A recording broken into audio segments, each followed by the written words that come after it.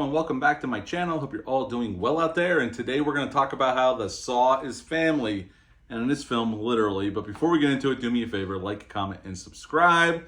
Join me here. I greatly would appreciate that. And also, as always, a shameless plug for my TeePublic store. Leave a link in the description box below that'll take you right to it if you're interested. Today we're on to the next chapter in the Texas Chainsaw Massacre franchise, and that one is Texas Chainsaw 3D. Yes, this one came out January 4th of 2013. I saw this opening weekend. It's rated R. I didn't see it in 3D though. It's an hour and 32 minutes long, had a budget of $20 million, and upon release it made 34 in America and 47 worldwide. So, you know, it did okay, but it wasn't a huge hit. It was directed by John, I'm going to murder his last name, so forgive me. John Lessenhop, I think it's how you say it. He hasn't directed a movie since this movie. And we'll talk about why that possibly could be. I don't know why, but in this film, we have Alexandra Daddario as Heather Miller, although we find out during the film she's a Sawyer, which is the name of Leatherface's family, as we all know. And Scott Eastwood, yes, that Clint Eastwood's son's in here is Carl. He's a cop, and he's also the son of the mayor that we don't find out till later on in the film. I have a lot to say about this one. Oh, yeah, this one's a fun one in many different ways to talk about. And also in this film, we get some cameos from other people that have been in other entries in the Texas Chainsaw franchise. We got Bill Moseley coming back. He doesn't play Chop Top here, but he plays a member of the Sawyer family, because we got to talk about the beginning. We're going to be talking about a lot. This review is going to go long. I can feel it already. Gunnar Hansen makes an appearance in the beginning of the film as a member of the Sawyer family, just not Leatherface. And Marilyn Burns is back as Sally, because they do show direct footage from the original film. And then she plays Verna Sawyer, a descendant or a family member of the Sawyer clan. And that leaves her house to Heather that she didn't even know she had a grandmother left, and we'll talk about that. Okay, let's get into this bad boy. Right in the beginning of the film, we are treated to a recap of the original film. Footage right from the original film, so they're tying this one directly to the original film. This is where a lot of the problems with this film begin. And this is probably where they effed up by trying to directly show us footage from the original film. But I'll explain myself as we get into this. We see Sally escape from the Sawyer household and take off. And then we're jumped right into a little bit later that day. We don't know how long it's been, but the cops are showing up at the Sawyer household. Then all of a sudden, magically, there's all these other family members that we didn't see in the first film. This is problem number one with this film. But I will say, the opening of this film is enjoyable. I don't have a problem with it per se as in terms of what is going on. It's just the fact that all of a sudden we got a shitload ton of more Sawyers hanging around with guns because the cops are coming for Leatherface. Okay, whatever. The cops show up and they want to take Leatherface away. Now, why they're only there for him when the cook and the hitchhiker were involved with kidnapping, torturing, and all other kinds of law breaking, but they only want Leatherface. It makes no sense. I'm like, did these folks that wrote this watch the original film? They say they did, but I have my doubts because it makes no goddamn sense whatsoever. But anyway, so a bunch of town people show up with guns and Molotov cocktails, and all of a sudden we get a shootout. They burn the Sawyer house to the ground and basically kill every family member. And one of these hillbillies is searching a shed around back. And one of the Sawyers that gotten out, we see her in the beginning of right in the beginning with it holding a baby, which ends up becoming Heather later on, Alexandra Daddario's character. And this dickhead redneck, now this woman's asking for help. We don't know if she's done anything. We know the other Sawyers have done stuff, but we don't know if this woman's done anything. We don't know what her involvement is. We don't know much about her other than she's in the house, so we assume she's a family member. We don't know anything, okay? She's asking for help. He kicks her in the face and steals the baby because his wife can't get pregnant. I'm like, what a piece of shit this guy is. But anyway. All right, so that's our setup. Now, my problem with this setup is, again, all these family members, where'd they come from? In the original film, as far as we knew, they never mentioned any other family members. We had the cook, the hitchhiker, Leatherface, and Grandpa, which Grandpa's back in this one. The same guy who played Grandpa is back in this one too. He doesn't do anything. He's just sitting there and gets shot, but he's in here. Where'd all these other family members come from? I mean, it's great seeing Bill Moseley and Gunnar Hansen, no doubt. It's fun. When I saw it in the theaters, I thought it was cool they were here, but why are they here and where did they come from? Because pretty much you watch that first film, They're the only people left of this family. That's it. That's it. Okay? In the original timeline. And they're already attaching this movie directly to the original film. When you do that, and then you do something like this where you're introducing all these new characters that weren't present during the exploits of the first film, and we never heard anything about other family members, it just leaves a lot of questions like, what in the hell is going on here? And why are all these people here? It doesn't make a whole lot of sense.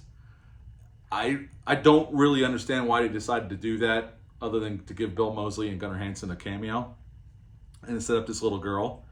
But okay, let's get on. There's way more to discuss about this film, because this film is not the best written Texas Chainsaw, which is saying a lot, because we had some stinkers along the way. So, okay, we're introduced to Heather. She works at a supermarket. She actually works in the butcher department. She's cutting meat in the back, and she finds out shortly she has a boyfriend and a friend who's dating this other guy that her boyfriend knows, and they're getting ready to go to New Orleans. But she gets a letter, a certified letter from her grandmother she didn't know was alive, that all of her estate goes to her.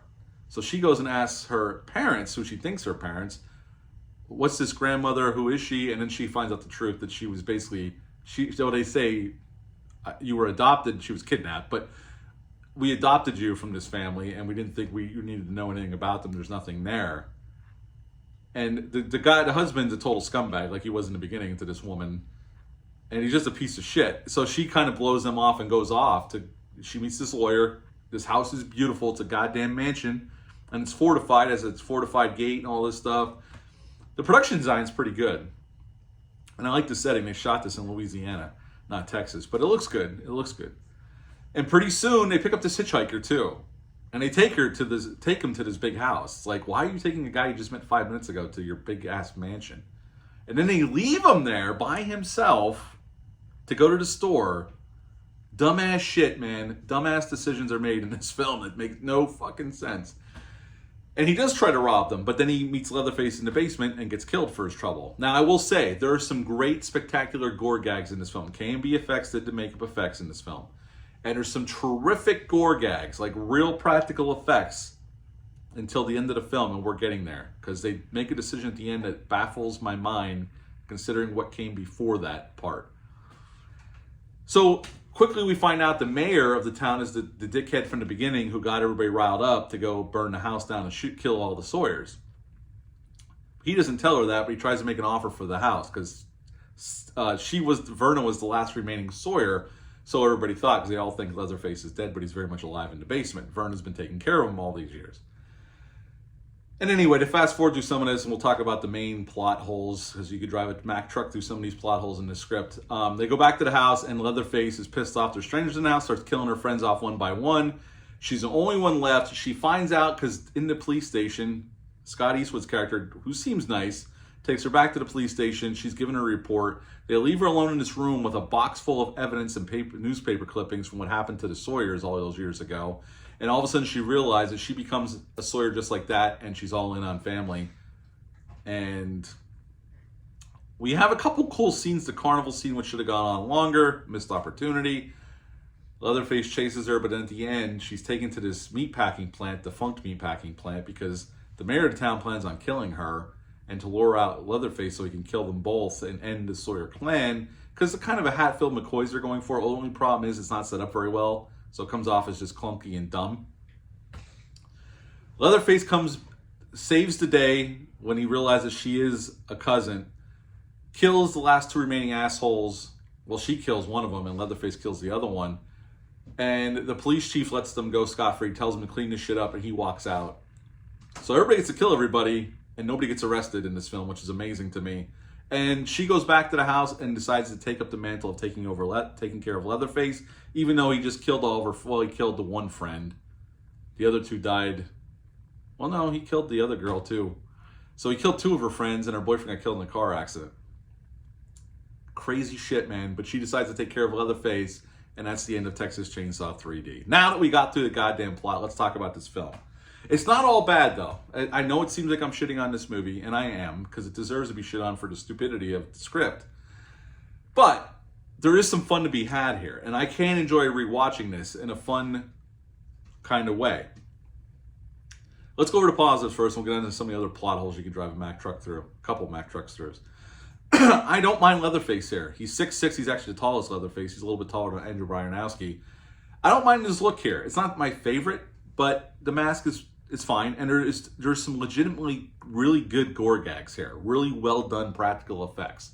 This movie is really a hard R rating. This is just on par with the beginning. This is a very gory movie.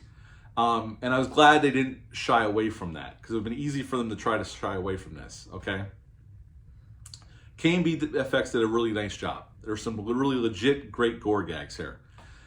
Alexandra Daddario's good here as the final girl. She's likable. She's obviously very attractive. And it's cool seeing Bill Moseley and Gunnar Hansen here, Marilyn Burns back, and Scott Eastwood's fine here in his little role as the mayor's kid who works for the sheriff's department.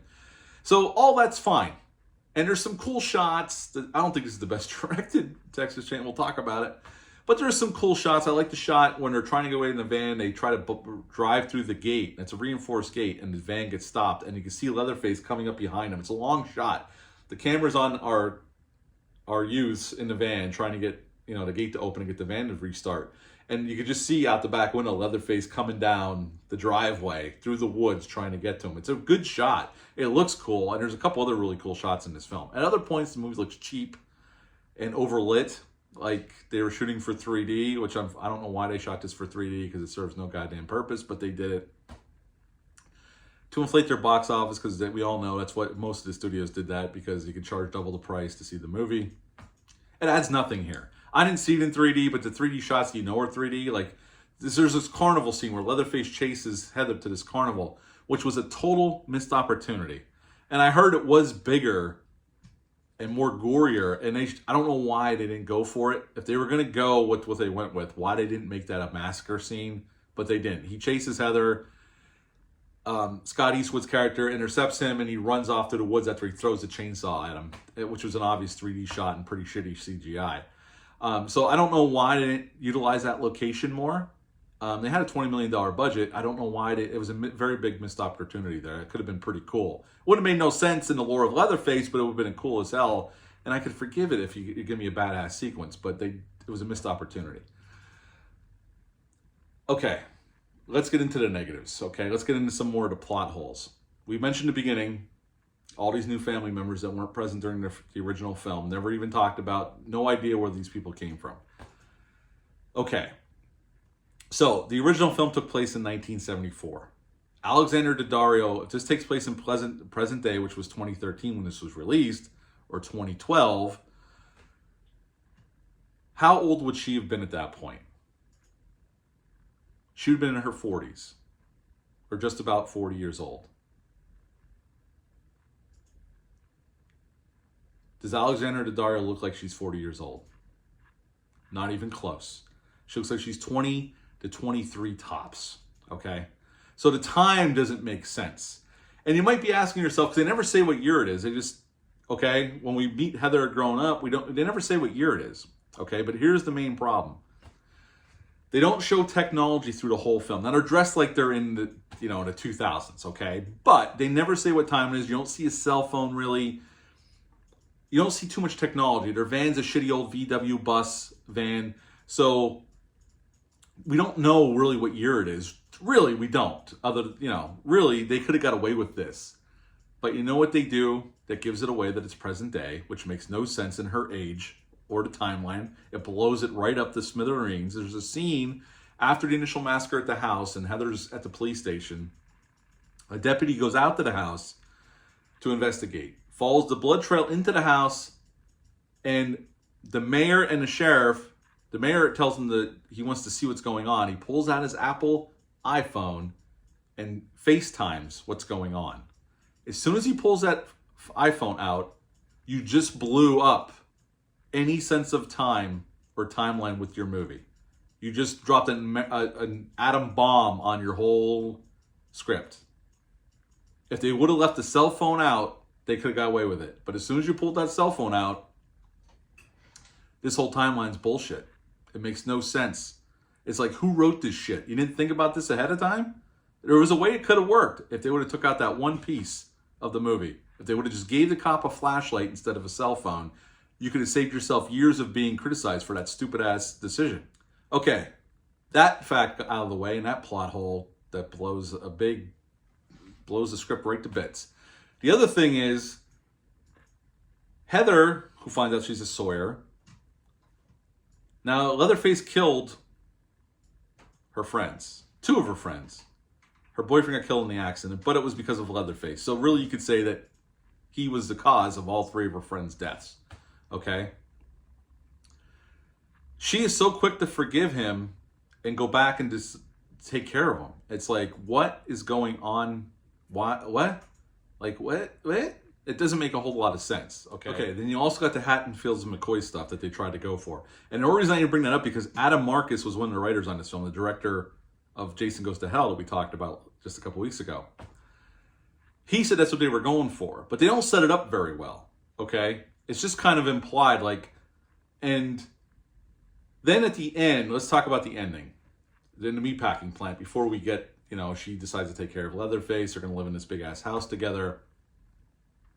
Like I said, there was great practical makeup effects throughout the whole film. Heather kills the one guy with a pitchfork. And then all that's left is the mayor, who's a big asshole. Okay? So, after the famous cringeworthy line, "Do your thing, cuz," as she throws the chainsaw to him, which, look, Alexandra Dario is not the greatest actress. She's certainly not the worst. No good actor could have made that line sound good. And the way she delivers it, she tried her best. But that line is cringeworthy as hell. As he's killing the mayor, all of a sudden, I don't know if they ran out of money. I don't know what happened. But they had this meat grinder in the floor. And Leatherface is making the mayor go down to it. It's a bunch of ugly, just disgusting, shitty CGI. I'm like, you have a first-class effects house that did your makeup effects, and you decided to use shitty CGI for this last kill for the main asshole we want to get killed? It doesn't make any sense, but it looks like the other main thing, before I give some trivia and we get out of here, I'll give you my thoughts on this, because even though I'm shitting on this a lot, I actually think it's fun, and you guys have some fun with this movie, and there's a lot of gore in it. The other major thing where I think they truly fucked up is they tried to make the Sawyers and Leatherface sympathetic, where by the end of the film, he's kind of an anti-hero. That's not a place you want to be. That is not a place you want to be. By introducing this other family, this other guy who's worse than the Sawyers. The Sawyers kill people and eat them and torture them. And you're trying to make us feel sympathy towards them. I just think, I know they're trying to tie this directly into the first film. So, after what I witnessed in the first film, how could I feel sympathy for these people? But they try, and I think it was a huge, huge mistake. A huge mistake. I don't know, again, I am sure they watched the first film, but in my back of my head, rewatching this, I'm thinking, did they even watch the first film before they wrote the script for this? Because my money would have been, if I didn't know any better, would have said, no way they would watch the original film. There's no way. And then came up with this. Because again, I think tying rightly into the first film, you put yourself behind the 8 ball right there. And then with the timeline and stuff, everything I laid out here in this video, they did themselves no favor. Okay? But at the end of the day, I think there's a lot of fun to be had here. You could sit back, watch it, make fun of it, but there's some cool sequences. The acting's not awful. I don't think the directing's the greatest. Like I said, there's some good, cool shots, and there's some shots where the movie looks cheap as hell. Just comes out very digital looking, and then some of the CGI effects at the end just look like trash. But at the end of the day, my score is going to reflect that I actually don't mind this one, but it's definitely not top-tier Texas Chainsaw. Now, they shot this in Louisiana. This was Gunnar Hansen's final film. And the reason why Lionsgate released this was, in 2009, Twisted Pictures, who did all the Saw movies, they got the rights to this movie. They were planning a whole trilogy of movies. Obviously, that did not happen. So at the end of the day, I know this has gone along, and there was a lot to bitch about because the script was a raging dumpster fire. I mean, there's plot holes out the ass that I could fit my house through. I can still have fun with this movie. There's some cool gore. It's short. It moves pretty quick at the end of the day, and thank God it doesn't drag. So at the end of the day, I would give Texas Chainsaw 3D a 6.5 out of 10. I can sit down and have a good time with it just based on the gore and the kills. And that's you know, at the end of the day, and I can make fun of the script for being stupid. But 6.5 out of 10 for Texas Chainsaw 3D. Have you ever seen this one? What are your thoughts on it? Leave a comment down below. Let me know. Hit the subscribe button. Hit the like button. Share this video. I greatly would appreciate that. That's it for this one. I'll see you soon. Bye.